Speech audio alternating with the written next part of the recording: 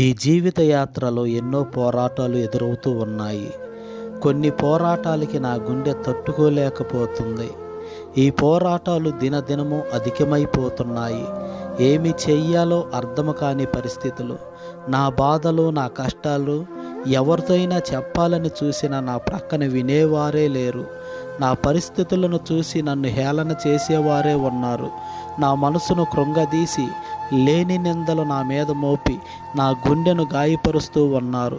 ఇంకా ఎన్నాళ్ళు ఈ పోరాటాలు ఎదుర్కోవాలి? ఈ పేదవాడి కష్టాలు ఎప్పుడు తీరతాయి ప్రభువా అని ప్రార్థిస్తూ ఉన్నాను. మీరు నా గురించి ప్రార్థన చేయండి. అందుకే దేవుడి యొక్క వాక్యం తెలియపరుస్తుంది. 133వ కీర్తన 1వ వాక్యం మనం చదివినట్లయితే, సహోదరులు ఐక్యత కలిగి ఉండట ఎంత మేలు, ఎంత మనోహరమని దేవుడి యొక్క వాక్యం తెలియపరుస్తూ ఉంది.